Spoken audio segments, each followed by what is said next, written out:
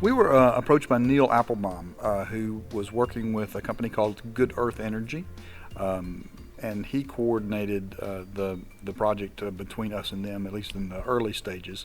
The idea behind the project was that Good Earth would install and own the solar panels and receive the funds from the energy the solar panels produced over a certain amount of time to help pay them off. And then once that happened, the ownership of the panels would revert to the Art Center. And so that's the basic structure of the agreement, and it's really a win-win. One of the things they really liked about our location was how high visibility it was, because there are 14,000 cars a day passing on the road outside, and because the building is north of the road, the south-facing roof is that the solar panels were installed on is facing the road, so it's a very visible, very obvious location, and so we're really looking forward to being an educational product as well. In the very near future, we'll have a TV in our Welcome Center that will be hooked up directly to the internet and through the internet to the converters themselves, and it will show in real time a series of screens that show literally how much the solar panels are producing at any given time in real time, and also will show what that means in terms of other energy costs and energy that is being replaced or could be being replaced with the solar panel, and explain that in terms that a layman like myself can understand, rather than the relatively cryptic numbers that are on the meters themselves, which sometimes we have a hard time knowing what 18 kWh really means. We can see that number and we can compare it to what it did yesterday, but what that means as far as real life, unless we're an electrician or an electrical engineer, we may not really understand what that looks like. There was a grant program for alternative energy that made all of this feasible, and Good Earth had to apply for that, and so we had to do a very, very quick turnaround and really applied for the grant while we were in the process of working out the rental agreement for installing the panels themselves. So it happened very quickly, and then the install happened very quickly too. So within really 6 months, it went from non-existent to complete install, which is an amazing time frame to me.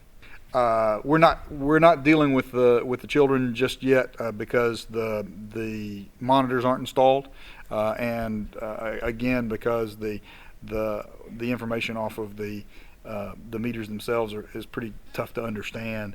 But once the monitors are installed, that'll be part of our curtain speech to let people know that that's out there, and to kind of talk about that with them. The center was opened for business in 1991. It opened March of 1991. It's been expanded twice since then. The expansion that the solar panels are installed on opened in March of 2008. It houses the Wilma Adams Theater, which features about 175 shows per year. It houses the Marley Burger Gallery, which is a number of I think eight different gallery exhibits each year. It houses the Southern Visions Crafts Gallery, which serves anywhere from 50 to 80 different artists from around the region, and also the Cannon Cultural Museum, which features our permanent collection of baskets and self-taught art, as well as the Robert Mason Historical Museum, and also the Kitchen at the Art Center, which is the restaurant. The center has really become a hub and a gathering place for the arts community, not just in Cannon County, but really from on a regional basis from all the surrounding counties.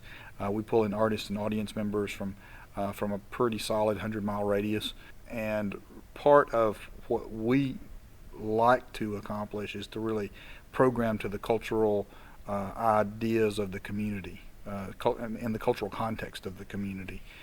And so that we're approaching people with art where they are. We're not preaching to them, look, this is art, you should know this is art, why don't you know this is art, or holding something that is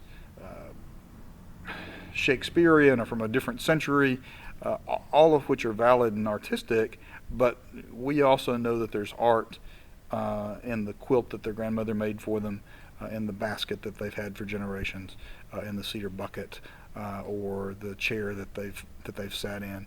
There's art in every day in their lives, in the music that they play, and that's been our focus, is trying to allow people to discover the art in their everyday lives. We're a community art center, and we try to create community in the truest sense of the word.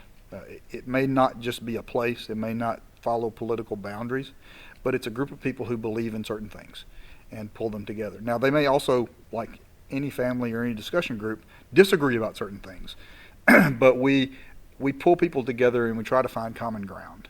I think when, for any alternative energy source, is in essence an act of community, because what it does is it creates a system and helps to emulate a system that is renewable, it is sustainable, and that in itself helps us to expand our community.